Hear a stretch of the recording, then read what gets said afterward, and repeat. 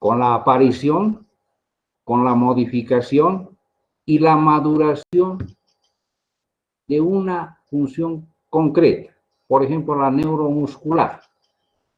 El niño que desde la cuna está prácticamente en un decúbito dorsal hasta el joven adulto, que es un gran atleta que hace maravillas corriendo o saltando o haciendo cualquier otro deporte, ¿no es cierto? Entonces es importante que ustedes tengan ya la idea del crecimiento y el desarrollo. Y entonces el crecimiento es un proceso por el cual se incrementa el tamaño hasta alcanzar la forma y fisiología propias de su estado de madurez. O sea, un crecimiento llega a una época absoluta de madurez de una persona, ¿no? El desarrollo es la diferenciación sucesiva de órganos y sistemas. Ocurre tanto en la estructura como en la función que es el pensamiento o la conducta, a consecuencia de factores biológicos y también ambientales, como vamos a ver enseguida, los tejidos. Esta gráfica solamente es para que ustedes se den cuenta qué velocidad alcanza el crecimiento en velocidad en centímetros por año en los primeros meses, ¿no es cierto?, antes del nacimiento, y cómo desciende después del nacimiento en cuanto a velocidad de crecimiento. Hay un crecimiento combinado, hay un crecimiento puberal, que también en el cual hay un incremento, y hay un componente prepuberal. Y esta línea amarilla indica la media del crecimiento. Muy bien. Es un modelo de Calvert, no es muy importante, pero lo importante es que ustedes sepan que hay una velocidad de crecimiento muy grande cuando el sujeto está todavía antes de nacer, o sea, en los últimos días de la vida fetal.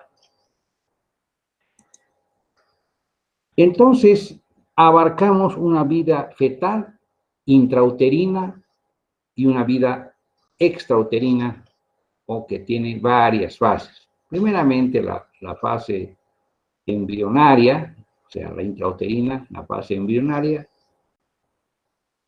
una etapa embrionaria, una etapa fetal, y también conceptualizaciones sobre qué es previable, qué es prematuro, qué es recién nacido a término y recién nacido, ¿ya? Después viene la época de la lactancia, y desde el nacimiento prácticamente hay una vida extrauterina. Los tiempos están marcados y para evaluar la vida intrauterina en periodo embrionario, abarca esta desde la concepción hasta los 8 meses. 8 meses es la etapa embrionaria. Es el momento en el que, producto de la concepción, adopta la forma somática de la especie, en este caso humana. Sin embargo, otros autores la extienden hasta las 12 semanas, porque en ese momento termina el primer trimestre y algunas características de organogénesis todavía persistían hasta esa época. Entonces había todavía formación de tejido. Entonces dicen, las 12 semanas, o sea, el primer trimestre es la época embrionaria. Ciertamente, muchas anormalidades infantiles tienen origen en trastornos estructurales o físicos o fisiológicos localizados en esta época temprana, determinada por alteraciones genéticas y cromosómicas sobre el huevo fecundado. Y estas son alteraciones que no solamente tienen un carácter genético, sino también un carácter estructural y muchas veces deletéreo y tóxico, tal vez radiación atómica o tal vez sea una serie de sustancias, agentes químicos que pueden producir grave daño al embrión. Y entonces, esta época es la que tiene el índice de mortalidad más elevado, es decir, que en cualquier otra época de la vida. Esto quiere decir que hay más abortos, ¿no es cierto?, por justamente genopatías, cromosomopatías, junto a enfermedades maternas, ¿no?, que pueden interrelacionarse entre sí para causar pérdida o un daño fetal gravísimo estructural. Por ejemplo, la edad avanzada predispone a anormalidades cromosómicas, ¿no es cierto? La infección materna, principalmente virosis, el VIH, citomegalovirus, virus de la rubiola, son capaces de alterar la diferenciación organogénica durante el primer trimestre. Entonces, esos factores ambientales intrauterinos, que son del macroambiente, pueden ser causantes de defectos anatómicos, estructurales en el recién nacido. Entonces, la mortalidad en el periodo fetal es otro tipo de mortalidad. No está relacionada mucho más con los anteriores factores comentados. En esta época fetal, en la época fetal, el común denominador de daño en el feto es la hipoxia.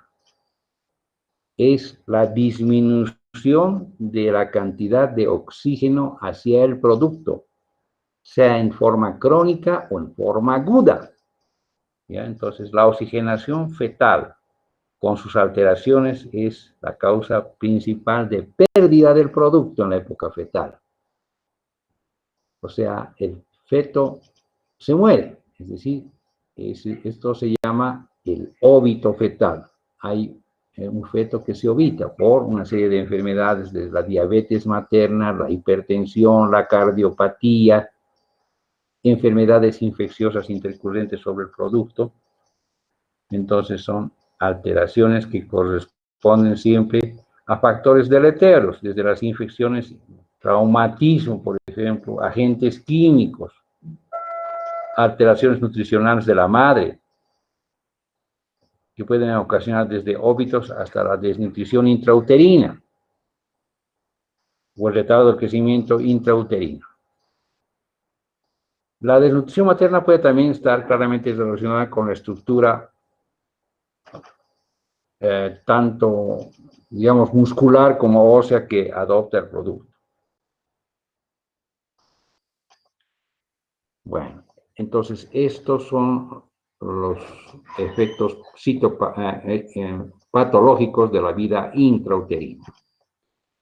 Casi al concluir el embarazo, al segundo trimestre y el tercer trimestre, están los recién nacidos denominados previables. El recién nacido de menos de 28 semanas se llama previable. ¿Por qué se llama así? Se llama previable porque no va a subsistir fuera del ámbito uterino. Y se denomina prematuro cuando está por encima de 28 hasta las 37 semanas. A término entre 38 y 42 semanas, nacimiento a los 28 días recién nacido, y ahí está la época de lactante, escolar y adolescente. Entonces, la función y desarrollo se va adquiriendo paulatinamente desde el decúbito dorsal, el decúbito ventral en el que el recién nacido se encuentra, hasta que el niño tiene en cierta época, levanta la cabeza, tiene un buen tono muscular, se sienta, juega, lleva objetos de una mano a otra, gatea, luego se pone de pie y finalmente camina alrededor del año. Entonces, esto es lo que se ve en la lactancia y en el desarrollo.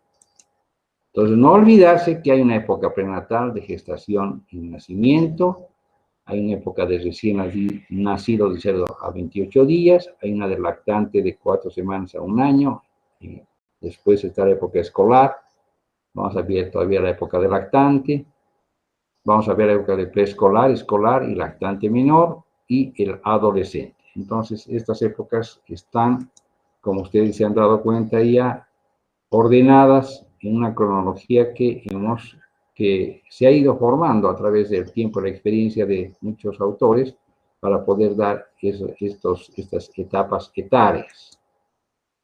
Entonces, de 0 a 8, 12 meses, la etapa embrionaria. de 14 hasta 42 semanas, perdón, de 12 a 42 semanas, etapa fetal, y después está la previable cuando el niño es incapaz de vivir fuera del claustro uterino.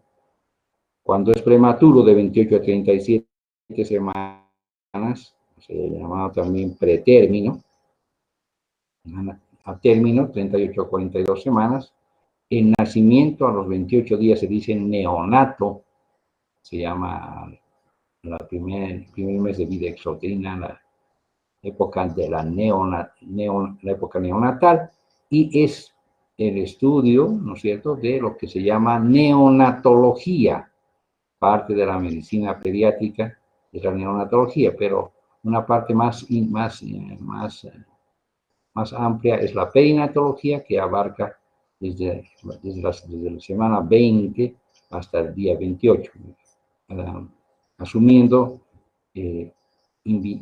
una serie de conocimientos que abarcan la vida intrauterina y que se refieren a la actividad de la unidad feto-placentaria con relación a crecimiento, desarrollo, patología misma, ¿no? Recién nacido a los 7 días, quiere decir que desde nace hasta los 7 días se llama recién nacido, y neonato será hasta los 28 días. En las etapas del crecimiento y desarrollo, ¿no es cierto?, también está el lactante menor, de 1 a 11 meses. Al llegar al mes y comenzar hasta el año de edad, se va a decir que es lactante menor. Y lactante mayor es el que tiene 1 año hasta los 23 meses, el preescolar menor de 2 a 3 años, el mayor de 4 a 5 años, el escolar de 6 a 10, 11 años en la mujer, que en realidad ciertamente madura un poco más antes que el varón en cuanto a las características sexuales secundarias, inclusive. En cambio, el escolar masculino de 6 a 12, 13 años. Y la adolescencia de 10 a 11 se inicia en la mujer hasta los 16, 18 años, y en el varón un poco más tarde siempre, de 12 a 13 años hasta 18 o 20 años. Entonces, estas son las etapas que ustedes tienen que conocer en forma general para describir semiológicamente al joven o al niño o al lactante o al recién nacido que están viendo, ¿ya? Es importante que ustedes tengan esa idea general sobre la vida etaria de los pacientes en la consulta externa. Tienen que saber esto en cuanto a la consulta externa. Bueno, entonces, todo lo anterior tiene pues un desarrollo particular totalmente integrado, y las apariciones o cambios sucedidos en este tiempo pueden ser somáticos en crecimiento, pueden ser funcionales en desarrollo, ¿no es cierto? Y todo esto está relacionado con los aspectos más generales que son físicos, entonces, fisiológicos, ¿no es cierto?, que pueden ser intelectuales o cognitivos, emocionales o afectivos, sexuales, éticos o morales, sociales y comunitarios, y estéticos o con gustos, con aficiones que tiene el joven, en fin, todo aquello será visto en esta forma. Entonces, estos factores que regulan el crecimiento y desarrollo pueden ser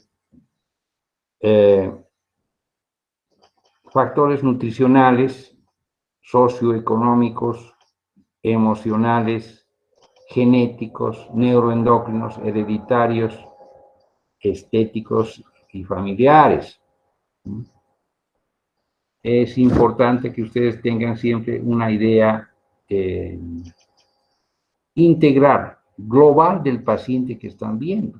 El paciente que está asustado, que está temeroso, que es un escolar o una escolar, habrá que buscar un aspecto psicológico, emocional, En cambio, un recién nacido que tiene una malformación, una hidrocefalia, una malformación del tubo digestivo, entra un aspecto de factor genético, o un niño que tiene un crecimiento de la tiroides, neuroendocrino, endocrino, en fin. Estos factores que regulan el crecimiento son diversos y nos llevan a ser entonces importantes en el análisis. Cuando son nutricionales, corresponden a la necesidad de contar con una adecuada cantidad de alimentos, la capacidad de utilizarlos.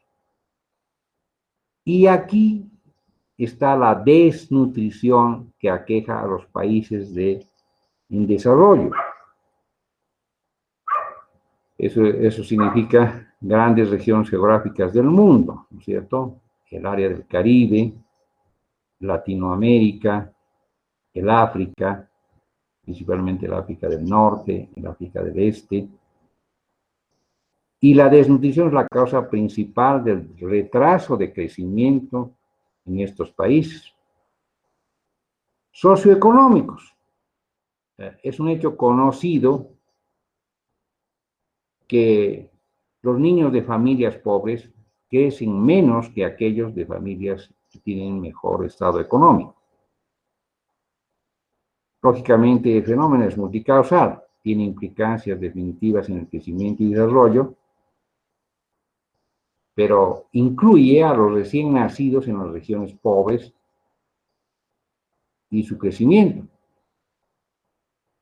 Es decir, que hay recién nacidos, es una buena tasa de recién nacidos de peso bajo de nacimiento en las regiones pobres, peso bajo al nacer.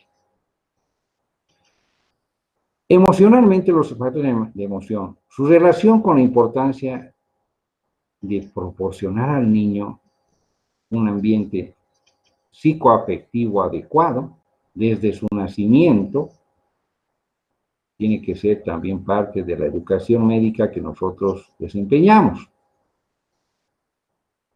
Cuando hay carencia afectiva,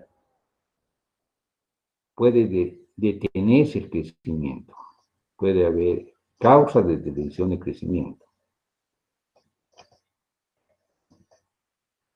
O sea, ser enanos emocionales, pequeños, en fin, asustados, en fin, amilanados, poco comunicativos con el resto de los compañeros, en fin, eso es de familias en las cuales hay mucha agresión, mucha violencia, mucha negligencia en cuanto a la atención del niño, ¿no?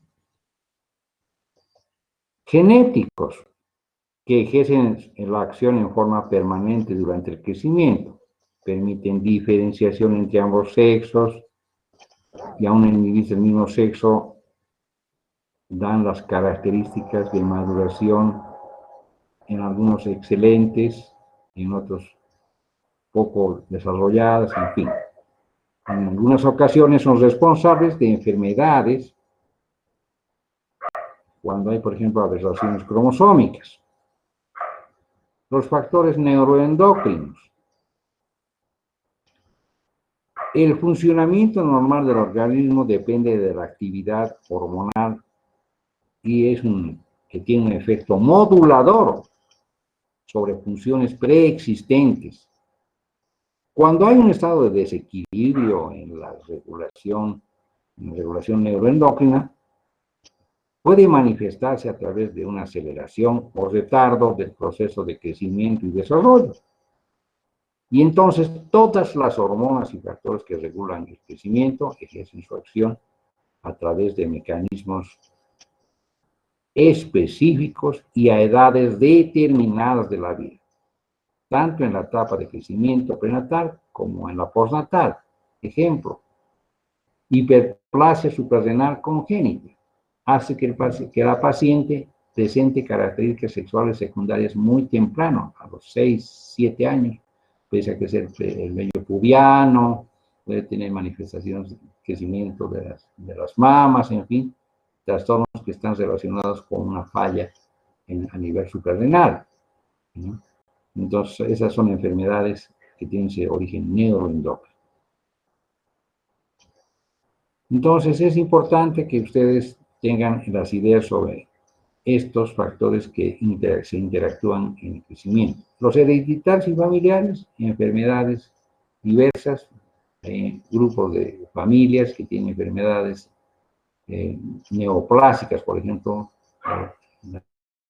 la neurofibromatosis de von Recklinghausen, son enfermedades que se presentan en familias íntegras como hereditarios y como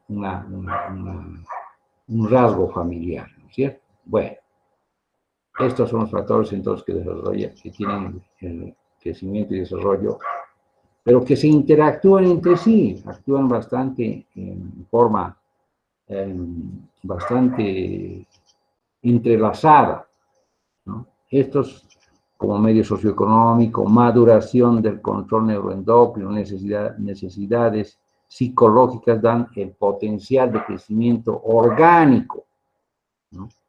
Pero ese potencial de crecimiento orgánico también debe ser justamente lo que habíamos mencionado, que tiene que tener un equilibrio en el medio interno, ¿no? Y ese equilibrio es alterado por enfermedades que puedan trastornar el equilibrio del medio interno, ¿no? Enfermedades agudas como una diarrea con deshidratación, por ejemplo, que lleva después a una desnutrición, relacionadas también entre sí con el metabolismo, es decir, el estado nutritivo, el crecimiento en cuanto a las características somáticas, que está relacionada con la absorción y la digestión adecuadas del niño, ¿cierto? Y las diátesis que son predisposiciones a enfermedades hereditarias o a influencias influencias genéticas, ¿no? Entonces, todos esos factores se interactúan entre sí para ocasionar la patología del crecimiento si es que sucede. Cuando observamos el óvulo fecundado, entonces tenemos las potencialidades del sujeto, del individuo, ¿no? Entonces, estas residen en la sustancia genética nuclear, y por eso es que hemos hecho que estos periodos de crecimiento y desarrollo sean la vida intrauterina, con su periodo embrionario, con el periodo fetal, y ahora sabemos que estas enfermedades pueden ser procesos genéticos, cromosómicos, que afectan la vida del embrión y se pierde esa vida, o pueden ser factores hipóxicos que alteran la vida del feto y pueden hacer la pérdida también del feto. Entonces, eso también ya se ha mencionado. Muy bien. Veamos algo sobre principios de embriología que nos van a orientar un poco, ¿no? Entonces, tenemos la fecundación en el día 0, el cigoto día 1, el huevo cigoto, el embrión del día 2, y vamos viendo cómo el embrión se va constituyendo de una cantidad de células que llegan inclusive a formar una esferita que se llama mórula, y esa mórula se ahueca dentro de la misma esferita, forma el blastocisto, y este blastocisto da lugar a la mancha embrionaria, que es un acúmulo de tejido especial.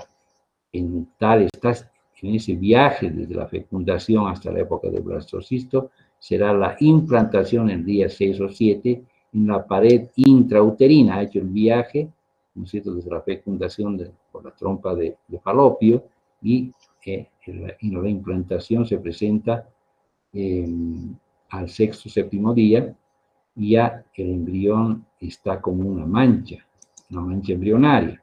Entonces, la fecundación, el óvulo con los espermatozoides, el cigoto o huevo, la época del blastómero, la mórula y finalmente el blastocisto con su mancha embrionaria. Esta mancha embrionaria nos va a dar lugar a la formación de las tres láminas fundamentales, un embrión de 3 láminas que tiene ectodermo, mesodermo y endodermo. Cada uno de estos tejidos nos va a dar lugar a formaciones concretas, orgánicas y de los aparatos. El ectodermo se va a ocupar de la piel, el sistema nervioso central. Lógicamente, las malformaciones del ectodermo están relacionadas con malformaciones del tubo neural. El mesodermo dará músculo, esqueletos, riñones, aparatos reproductor, y el endodermo, glándulas endócrinas, pulmones, sistema digestivo e hígado. Lógicamente, cada falla de este embrión de hojas nos dará posibilidades de una falla también de la estructura del tejido afectado concretamente, ¿no es cierto? Entonces, durante las primeras 7 semanas, como hemos visto, el embrión es macroscópicamente inerte. ¿Qué quiere decir? Es que no se mueve. Pero a las 4 semanas hay un movimiento que es el latido cardíaco. Las células, los miocitos comienzan a formar en la semana 4 el tejido y la estructura cardíacas y circulatorias. Aún es la primera semana germinativa y consiste en esa actividad celular de multiplicación y la forma del tejido que hemos mencionado. Luego, en la segunda semana aparecen 2 capas, ¿no es cierto?, de tejido en el disco embrionario. En la tercera semana aparece una tercera capa, eso es el mesodermo. En la cuarta semana el embrión ya presenta segmentación. Quiere decir que tiene ya el aspecto segmentado. Y este embrión comienza a adoptar la forma humana. Entonces, en cada segmento se forma una somita y esta somita tiene una circulación, tiene ya una neuralización y cada segmento va constituyendo entonces un segmento con estas características internas de circulación y aparición del sistema nervioso en estas regiones. El embrión adopta entonces una forma humana y desde la cuarta hasta la octava semana tiene el aspecto de ser humano ya en esta octava semana y su tamaño es 2,5 centímetros, pesa 1 gramo. Cuando llegue a las 12 semanas pesará 14 gramos y medirá 7,5 centímetros. Entonces, cuando complete el tercer trimestre, perdón, el primer trimestre, ya tiene aspecto humano, ya tiene sexo inclusive, ¿no? El segundo trimestre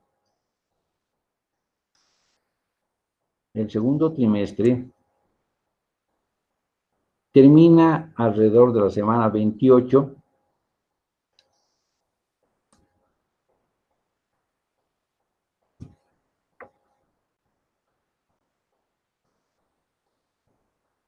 y se caracteriza por un crecimiento rápido de los tejidos muscular, subcutáneo y una distribución de los tejidos más extensos de la piel, tejido muscular, neuromuscular, nervioso. Y podemos observar el sistema circulatorio fetal que alcanzará su forma definitiva entre 8 a 12 semanas. Entonces, antes de resumir estos sistemas, veremos que la primera semana es germinativa, segunda semana de 2 hojas disco embrionario, tercera semana 3 hojas con el mesodermo, cuarta semana embrión segmentado con somitas, 7 semanas embrión macroscópicamente inerte, excepto los motivos de la cuarta semana, octava semana forma humana, 2,5 y 1 gramo, 14 semanas 7,5 y 14 gramos, fines de ese trimestre ya tiene sexo. Segundo trimestre, crecimiento rápido, lineal, y tiene en este semestre 35 centímetros y tiene 1000 gramos de peso. Con relación a esto, los que van a dedicarse a la neonatología, hay gente indudablemente que saca niños de muy bajo peso, o sea, los hace subsistir, en fin, ahora hay medios, hay ventilación mecánica, hay alimentación parenteral, hay circulación de oxigenación extracorpórea. En fin, hay una serie de dispositivos que poco a poco, cuando los que hagan residencia van a encontrar en cuanto a la subsistencia de niños cada vez más pequeños. Pero allá también se entra al campo de la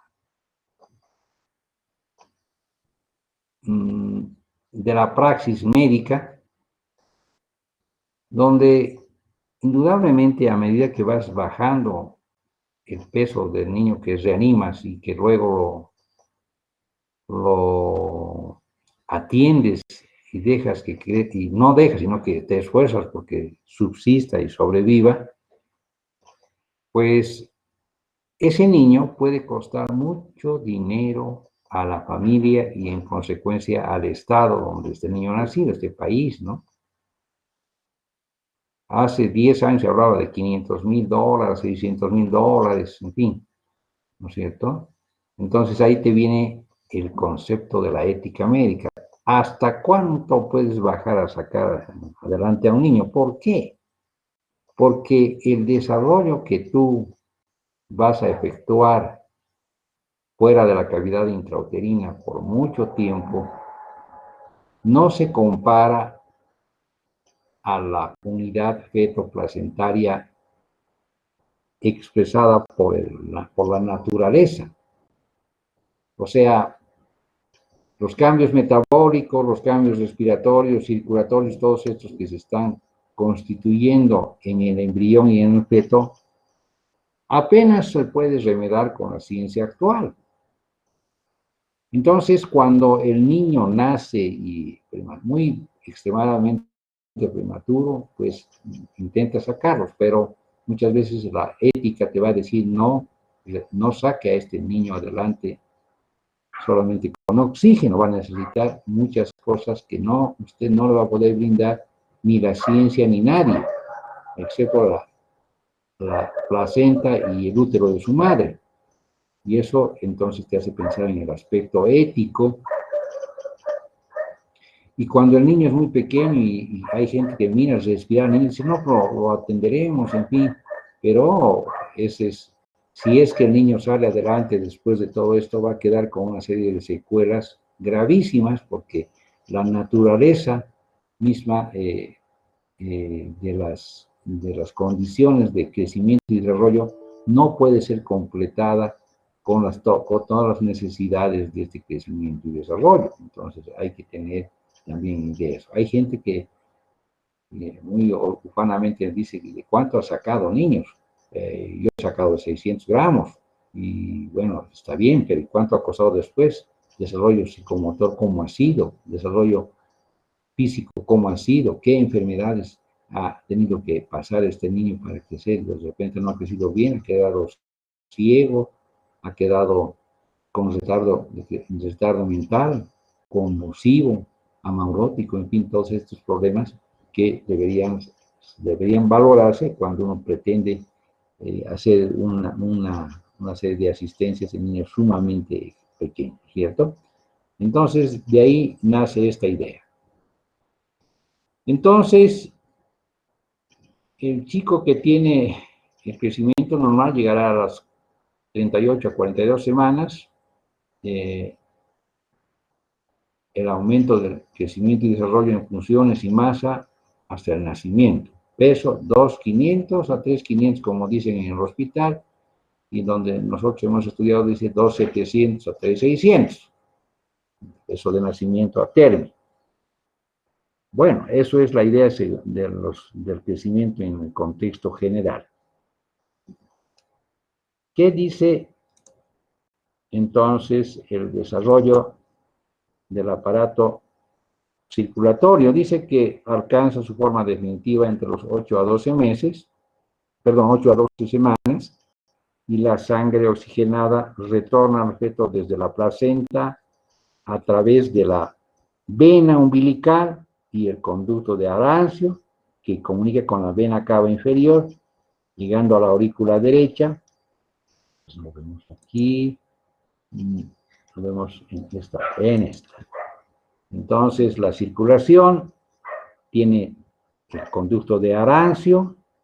Entonces, la sangre oxigenada retorna al feto desde la placenta por la vena umbilical. Esta vena umbilical se convierte en el conducto de Arancio, que comunica con la vena cava inferior y desemboca en la aurícula derecha. De la aurícula derecha, esta sangre oxigenada pasa a la aurícula izquierda a través del agujero oval, ¿no es cierto? Llega al ventrículo izquierdo, sale por la aorta, pero encuentra que la circulación pulmonar es de alta presión. Está todavía los pulmones colapsados, están cerrados y no puede ingresar a los pulmones. Entonces toma una vía alternativa que le da la naturaleza, que se llama el conducto arterioso. El conducto arterioso entonces comunica el ventrículo aorta ascendente y da riego a la cabeza y al encéfalo. El encéfalo es el órgano más privilegiado en cuanto a oxigenación durante la etapa fetal. Esa sangre que llega al encéfalo retorna a la aurícula derecha, pasa al ventrículo derecho, ingresa a la arteria pulmonar, luego pasa por el conducto arterioso a la aorta abdominal y de aquí a las arterias umbilicales, y para retornar a través del cordón umbilical, que tiene sangre menos oxigenada, a la circulación placentaria. Entonces, es un circuito en serie. Cuando el niño nace, entonces el circuito se vuelve en paralelo. Un corazón derecho, ¿no? Con los cierres del conducto de Arancio, de la comunicación interauricular, del conducto arterioso, que se cierran casi simultáneamente o muy poco después del nacimiento, cuando el niño respira aire. Entonces, es importante que ustedes tengan esa idea de la circulación fetal, ¿no es cierto? Y la circulación del recién nacido. Entonces, es importante que vean que la sangre oxigenada retorna al feto desde la placenta a través de la vena umbilical y el conducto de Arancio hasta la aurícula derecha, aurícula izquierda, por el agujero oval, que está permeable, de esta al ventrículo izquierdo y a la aorta ascendente y al riego de la cabeza, al encéfalo, siendo el órgano más oxigenado, el cerebro, y la oxigenación durante la etapa fetal, entonces es esta. Hay un retorno a la aurícula derecha, pasa al ventrículo derecho la sangre ya menos oxigenada, a la arteria pulmonar, para luego atravesar el conducto arterioso a la aorta abdominal y de aquí a las arterias umbilicales para retornar a través del cordón umbilical a la placenta.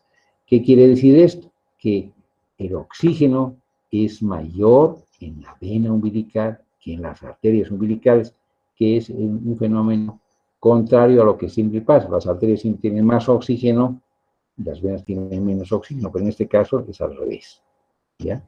Entonces, en el momento del nacimiento, hay, o poco después, se produce ese cierre de estos vasos, tanto umbilical como la oclusión del agujero oval,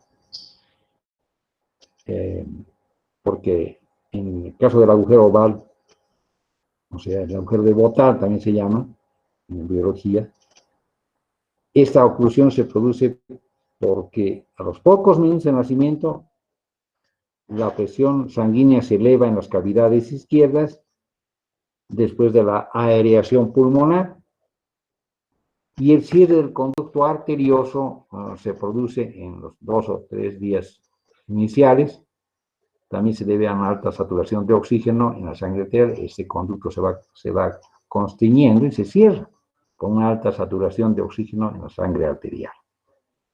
Entonces, esos son los cambios circulatorios. Y lógicamente, las malformaciones congénitas cardíacas se relacionan con todos estos detalles en cuanto a circulación, en cuanto a la formación del tabique interauricular o la persistencia del conducto arterioso o la malformación de la estructura cardíaca, que pueden dar entonces cardiopatías congénitas acianógenas o que se llaman de bajo riesgo, o cardiopatías congénitas de alto riesgo, que son malformaciones sumamente intrincadas, tetralogía de Fallot, trilogía, anomalía de Epstein, son cianóticas. En cambio, las cardiopatías congénitas de bajo riesgo son acianóticas, y esas son persistencia del conducto arterioso, comunicación interauricular, comunicación interventricular. Esas son malformaciones del sistema circulatorio, cardiocirculatorio fetal. El sistema respiratorio. El sistema respiratorio, en la semana 18 se pueden observar movimientos respiratorios en el feto, pero el desarrollo de las estructuras alveolares no permite la sobrevivencia sino entre las 27 y 28 semanas. Y lo interesante de esto es que el aparato respiratorio tiene esos movimientos y que el árbol respiratorio se está formando también con presión de líquido amniótico que el feto deglute y va dando lugar a la arborización, a la ramificación bronquial. Los bronquios se van dividiendo, ¿no?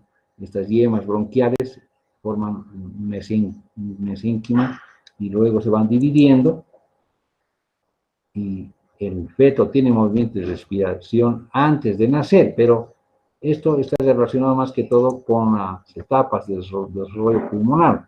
En la fase embrionaria, cuando el producto es recién embrión, cuarta, octava semana, hay una fase pseudoglandular donde se van formando las glándulas que van a formar parte del aparato de la vía respiratoria, la forma canalicular y la fase sacular, que se pueden ver muy bien aquí. Pseudoglandular, canalicular, con una ramificación sacular, con formación de los sacos alveolares y la alveolar. Entonces, esta es una estructura que va formando las ramificaciones de la vía respiratoria, pero lo más importante es lo que decíamos, que a las 27, 28 semanas recién hay una relación entre los sacos alveolares y los alvéolos y los capilares sanguíneos. Si hay una interfase muy alejada de los capilares, no hay pues hematosis. el desarrollo va a llevar a que los capilares tengan una relación alveolo capilar, pero debido a una membrana alveolo capilar sumamente permeable a los gases, al oxígeno y al anhídrido carbónico. Entonces, ese pulmón que es inmaduro no sirve para respirar antes de las 27, 28 semanas. Pero este otro pulmón que ha madurado, entonces, ya tiene una relación íntima entre el alveolo y el capilar, entonces va a poder respirar. Y a eso se refiere esto de la maduración de las 27, 28 semanas, ¿no? A pesar de los movimientos respiratorios fetales, ¿no es cierto?, que aumenta a medida que se acerca el parto, aspiración de líquido amniótico pequeño, todo el líquido que ingresa a los pulmones también se vuelve muy escaso y se elimina cuando el niño va a nacer a través de los mecanismos que comprimen el tórax del recién nacido, ¿no? Entonces, los capilares pulmonares funcionan, los linfáticos y arterias y venas pulmonares están en trabajo y prácticamente el niño elimina el líquido amniótico localizado en sus pulmones mediante la compresión del tórax en el momento que nace. Por eso es que cuando el niño nace por cesárea, pues tiene un riesgo de sufrir taquipnea transitoria del recién nacido, que es una cantidad de líquido abundante en el pulmón, que se llama también pulmón húmedo, porque no ha habido el mecanismo de compresión del tórax, ¿no? Entonces también eso tiene su importancia. El sistema respiratorio entonces, es importante en su desarrollo, en los movimientos respiratorios desde la semana 18 a la 27, y en el tiempo ese el movimiento respiratorio está haciendo el desarrollo que hemos mencionado sobre los bronquios y viable después de las 28 semanas. Los movimientos respiratorios se vuelven más esporádicos hasta el nacimiento. Pero esos movimientos respiratorios se pueden reactivar pocas horas o pocos días antes del nacimiento. ¿Por qué? Porque el niño comienza a respirar el líquido amniótico dentro de la cavidad uterina debido a que existe el proceso de sufrimiento fetal, donde hay privación de oxígeno por varios motivos, y entonces el niño es como cualquier sumergido, cualquier individuo que se sumerge y que se está por ahogar, intenta hacer movimiento respiratorio para captar aire. Eso es lo que le pasa al feto en la cavidad uterina cuando está enfrentando el sufrimiento fetal. Bueno, esa es una idea general que se tiene sobre lo que es el sufrimiento fetal. El sistema hematológico. La hemoglobina del feto se llama hemoglobina F. Se caracteriza por transportar fácilmente oxígeno, en mayor cantidad y más fácilmente liberable que la hemoglobina A, que es del adulto, que se presenta en la última fase fetal. Es solamente el 30% de toda la hemoglobina del feto atérmica. Pero el desarrollo del sistema hematológico, ocurre en el saco amniótico ya en épocas tempranas, tercera, cuarta semana, y luego se traslada al hígado del feto, y finalmente en el feto de 4 meses ya se encuentra prácticamente localizado en el sistema óseo del feto. Entonces, ese es el sistema hematopoyético que se activa principalmente en el embrión,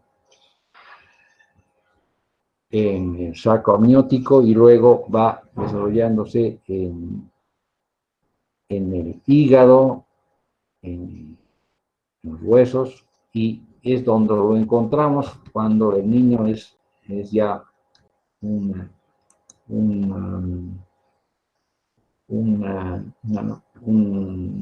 adulto, va localizando paulatinamente en ciertos huesos, de tal manera que se encuentra realmente ya en el esternón, la médula ósea, roja está en el esternón, está en los huesos ilíacos, en huesos largos, fémur y la tibia, y es ahí donde el hematólogo recoge estos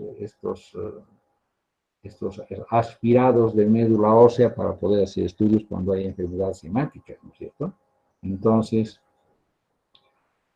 el hígado, el saco vitelino, el hígado, y después los huesos dan lugar al desarrollo del sistema hematopoyético en estos sitios, ¿no? Entonces es importante saber que el hígado y el vaso, los dos, tienen los sistemas de hematopoiesis en las 12 semanas de edad y que mucho antes está en el saco vitelino, los focos iniciales de hematopoiesis, y que esto se traslada a esas vísceras macizas en ese tiempo y que finalmente termina en los huesos del feto, donde hay una hematopoiesis activa, donde se producen los elementos totipotenciales o las células madres de la célula de la sangre. Entonces, la hematopoiesis tiene esas características y la producción desde el saco vitelino, en el hígado, en el vaso y finalmente en la médula ósea, ¿no? Entonces, y los linfocitos desde la médula ósea a los ganglios linfáticos.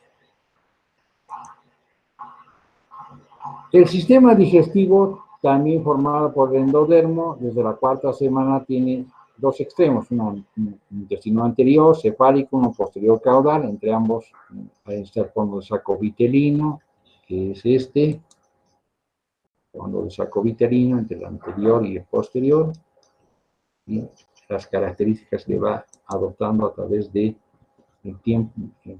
tiempo de crecimiento del embrión, ¿no? Entonces,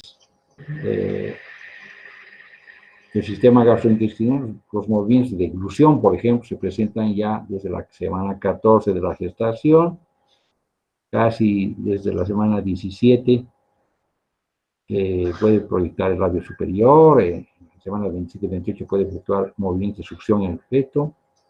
La bilis comienza a formarse desde la semana 12 de gestación y algunas enzimas digestivas aparecen poco después ¿no? O sea, de la semana 12 prácticamente ya hay esa. Y hay formación de meconio. El meconio es el contenido intestinal, característico en el feto. Es una deposición que comprende detritos celulares, jugos de la vía gastrointestinal, ingesta del lanugo, y se puede detectar desde la semana 16. Entonces, esas son las características del tubo gastrointestinal. Entonces, después de esto viene el desarrollo del sistema nervioso, que es el sistema que hemos mencionado al principio, que corresponde a el desarrollo de la cresta neural en el embrión temprano y luego se convierte en el tubo neural.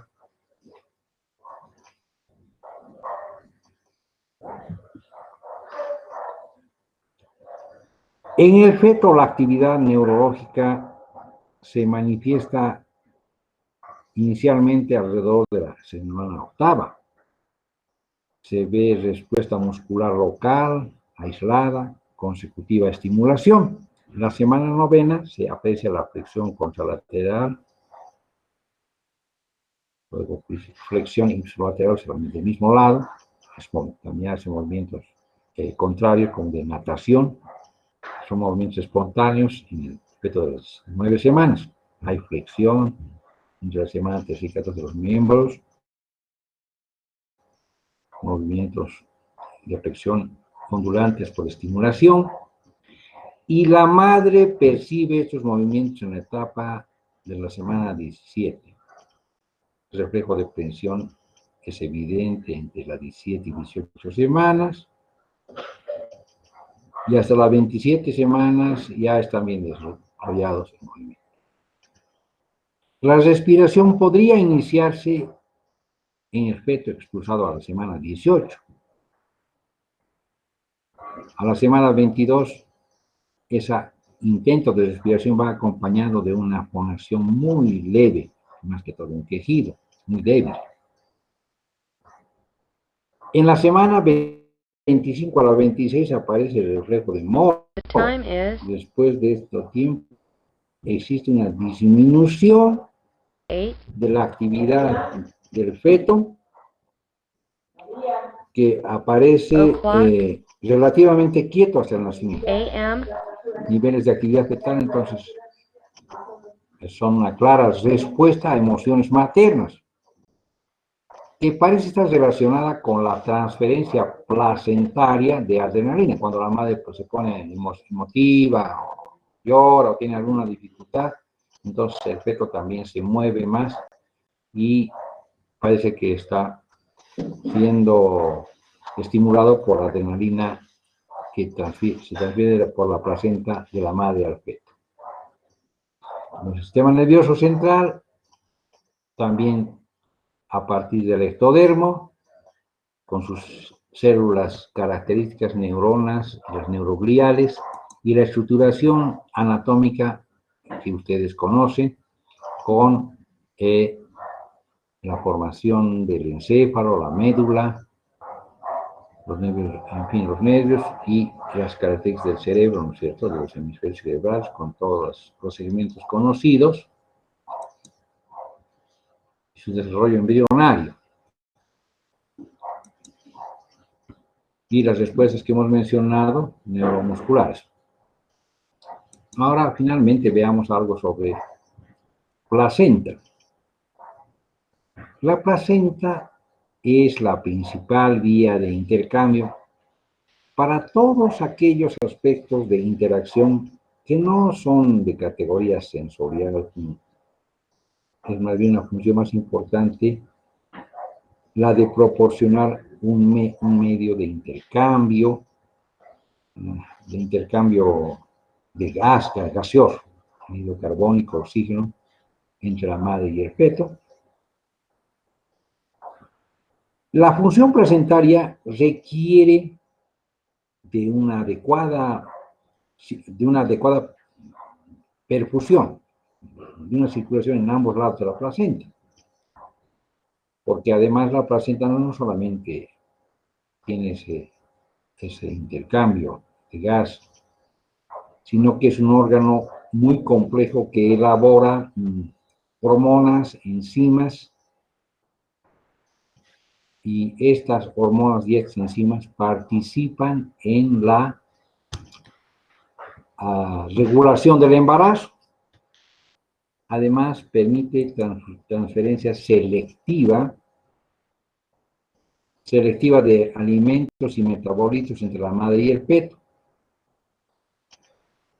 También otras sustancias directamente relacionadas, como los anticuerpos contra bacterias, anticuerpos contra virus,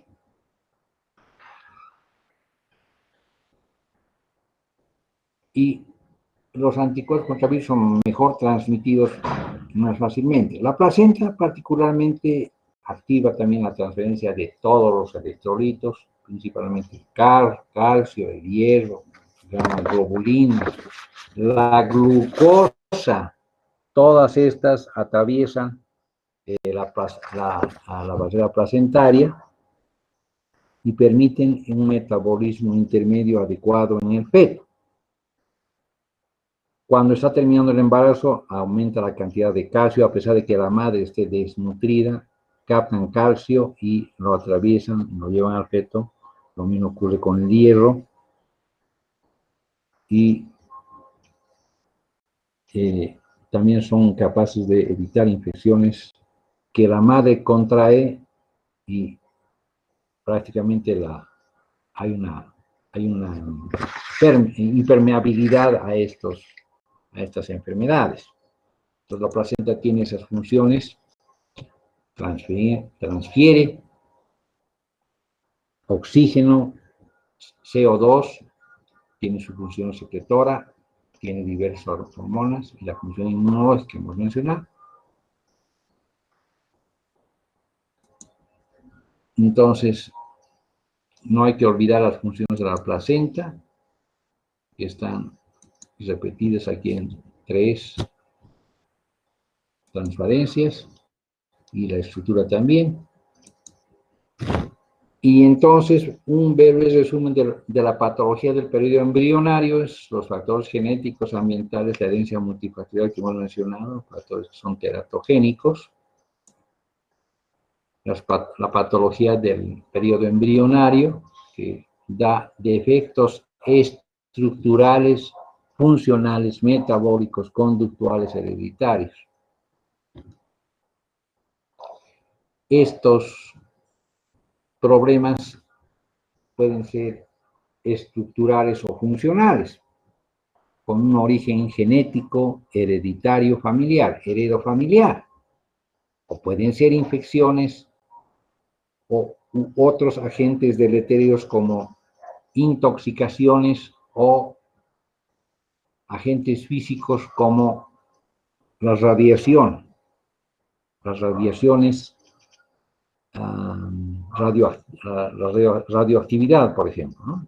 Una explosión atómica, en fin, acercamiento a un dispositivo de estos.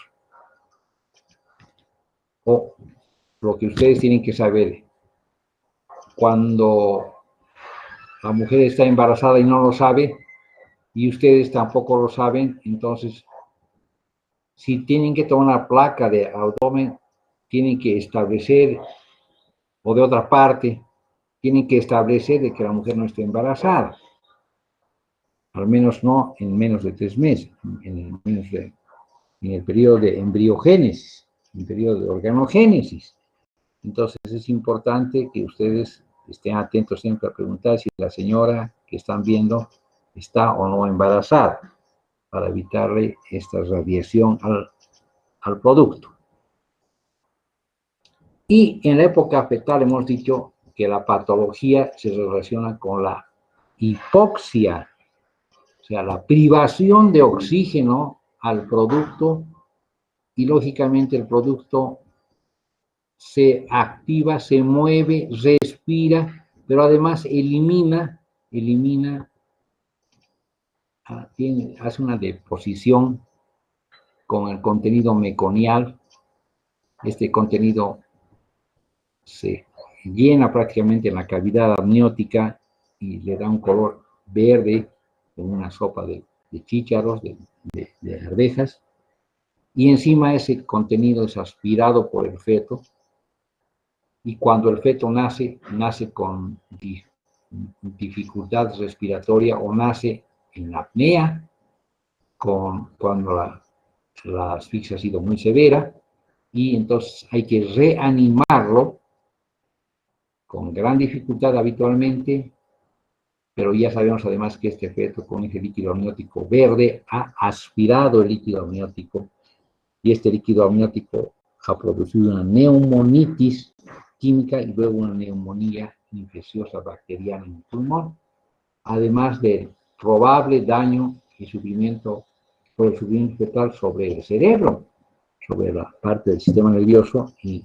entonces esto es la patología del periodo fetal. Entonces, ya sabemos que en la patología prenatal el índice de mortalidad por aborto espontáneo es alto, se relaciona con genopatías y cromosomopatías, alteraciones de la oxigenación fetal y causa del estado de crecimiento intrauterino y óbito fetal, se ve en la época fetal más que en la época embrionaria. El retardo del crecimiento intrauterino, entonces, es un fenómeno que también se presenta hemos dicho, en gente que tiene recursos limitados y que gesta, ¿no?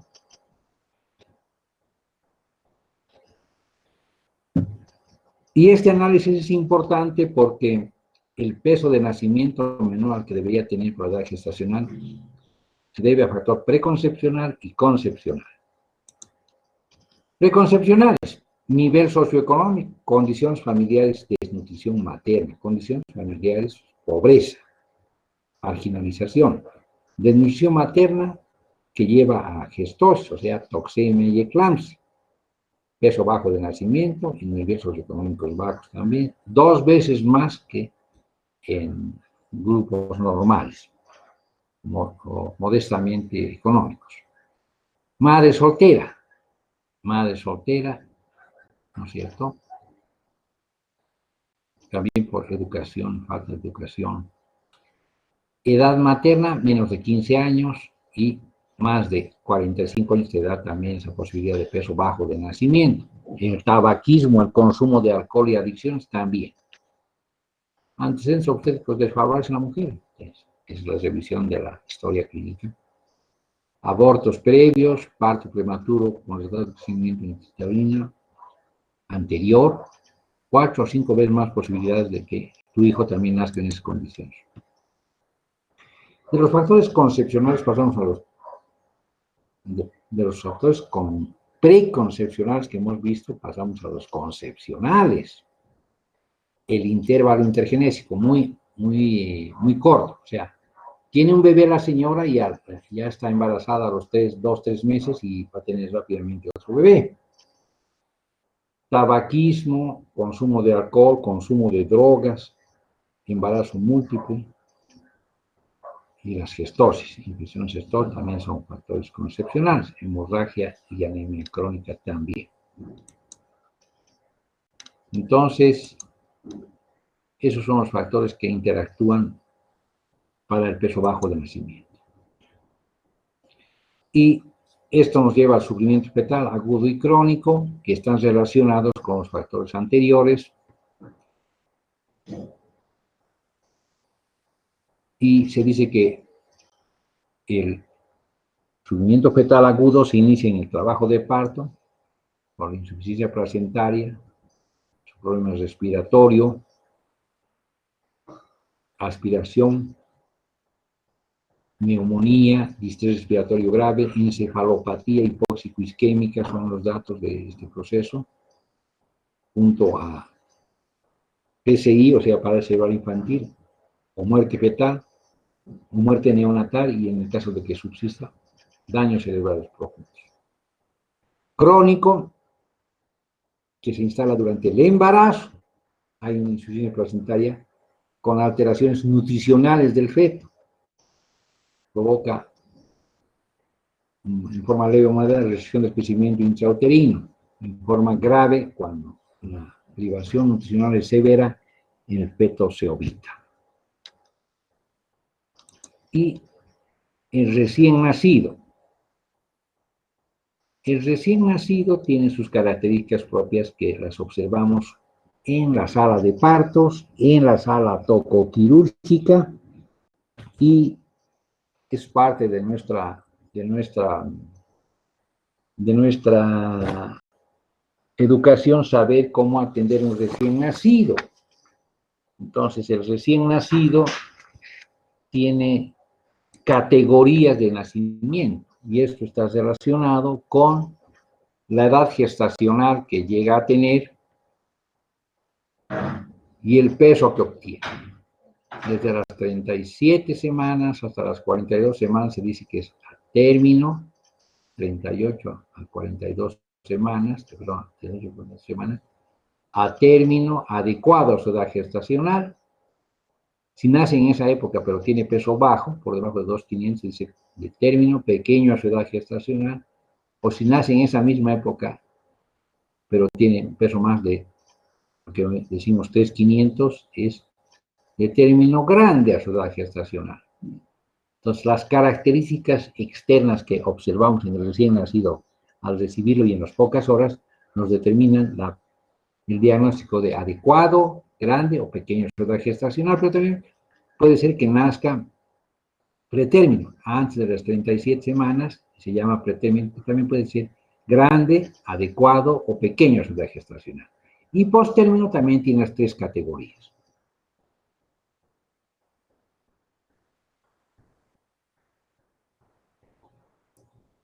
Bien, esta es la curva de es una curva parecida a la de Colorado, a la curva de Lubchenco y Batalha.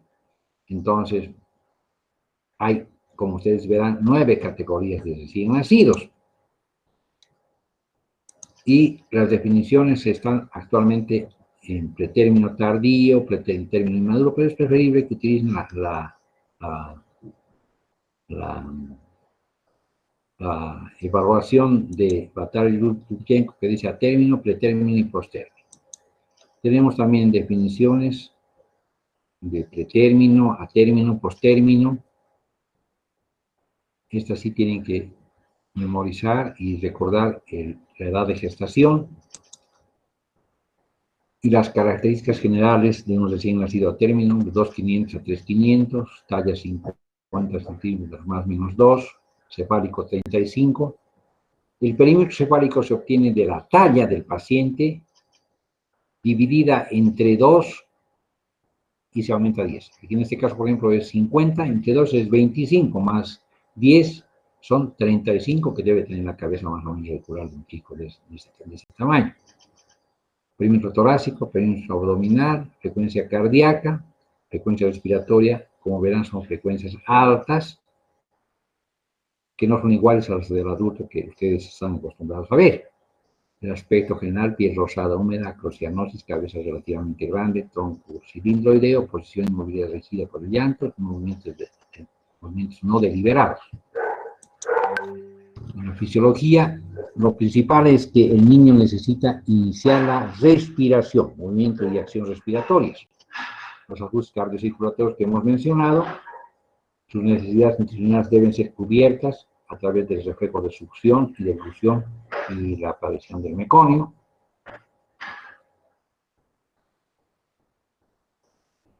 El equilibrio del medio interno es igual que en otras épocas de la vida, que necesita requerimientos hídricos y calóricos. Su actividad basal con normotermia es de 55 calorías en una semana hasta 110 calorías al concluir esa semana. Metabolismo, el agua corporal siempre es más elevada y en prematuros se puede llegar hasta el 90%. El líquido excelular tiene su capacidad de perder 10%, ocasiona deshidratación y fiebre cuando el paciente pierde el peso por encima de 10%. Necesidades calóricas 110 a 120. Y la distribución de las calorías, ¿cómo se distribuye? El metabolismo va a ser la mitad, 40% crecimiento y actividad, 5% actividad dinámica específica de las proteínas y 5% pérdidas de calor por orinas y excretas. Y el metabolismo neonatal también corresponde a función renal, con todas sus características, y la glicemia también está marcada en cifras que están escritas en algunos libros en esta forma, pero hay algunos autores que dicen que es un poco más alta, le dan un término medio de 30 a ambas edades, niño pequeño o niño a término, 30. Las constantes laboratorias son hemoglobina alta, 17 a 19, ya saben que domina la hemoglobina fetal, blancos, 10.000 leucocitos, no indica leucocitosis, inclusive llega algunas veces a 20.000 o 25.000 y es normal. Eso depende de las condiciones clínicas que ustedes observen en el recién nacido. Hay reticulocitos. Reticulocitos son células de la serie roja, jóvenes, que han pasado a la sangre periférica y por necesidades están allá intentando hacer su función de oxigenación. Y luego la reticulosidad también va normalizándose de 0 a 0,5% y luego ya es normal como la del adulto. Patrones de coagulación escasos, efectivamente, porque no hay una buena,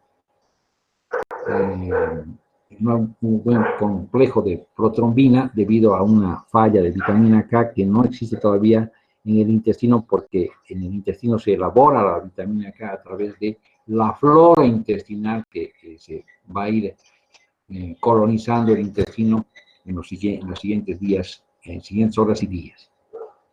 El calcio total 7 a 12, potasio 3 a 5 a 5,9 y el sodio 130 a 140 son niveles de de electrolitos que encontramos en el recién nacido, que muchas veces debemos corregir cuando el niño necesita una vía parenteral y manejo del medio interno por enfermedades intercurrentes. Entonces, la maduración neurológica del recién nacido nos llevará también al capítulo de la alimentación del recién nacido que veremos en siguientes reuniones.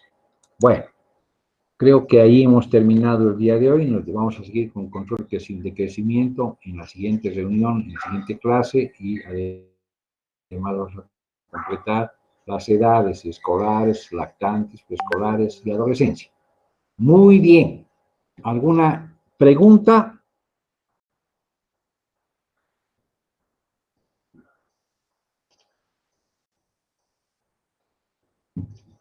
¿Preguntas?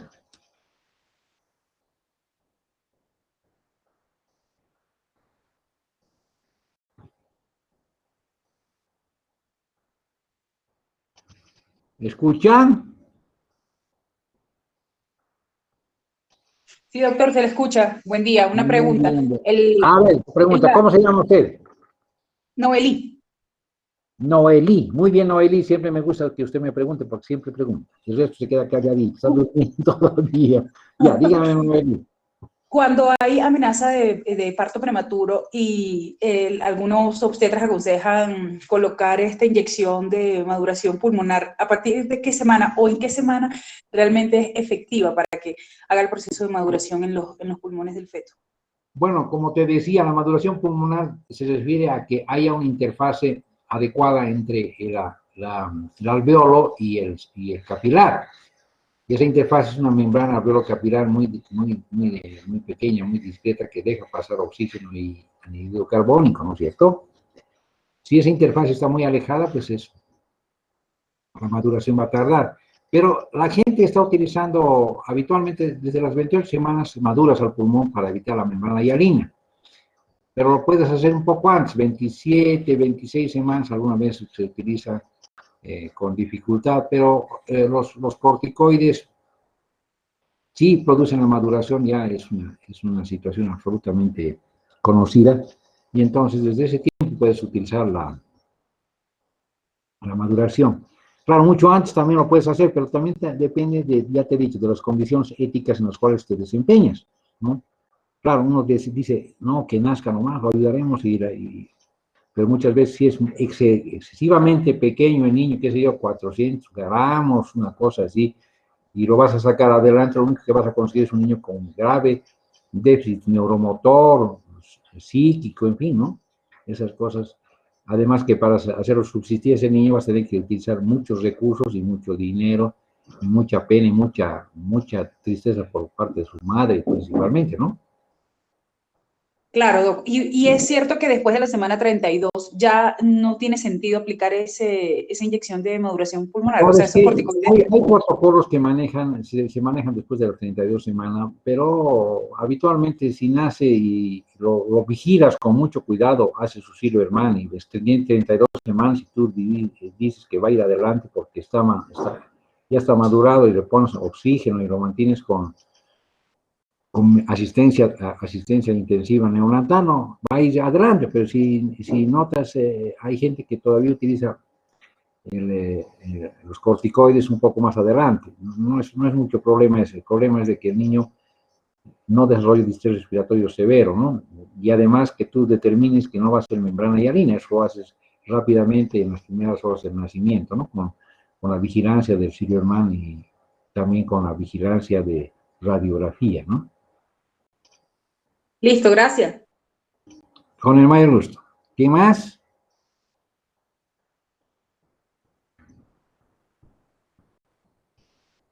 Algo más sobre esto de lo que tú decías, la última. Se puede hacer, bueno, eso se hace en perinatología, la vigilancia de la lecitina, esfingomielina, y ver la relación que está establecida en estas sustancias para ver si el niño va a desarrollar una membrana hialina.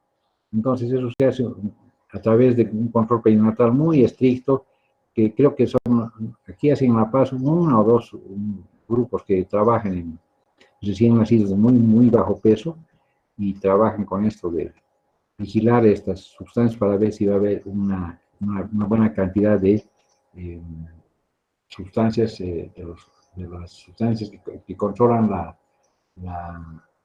la distensión y la manutención del alveolo, ¿no es cierto?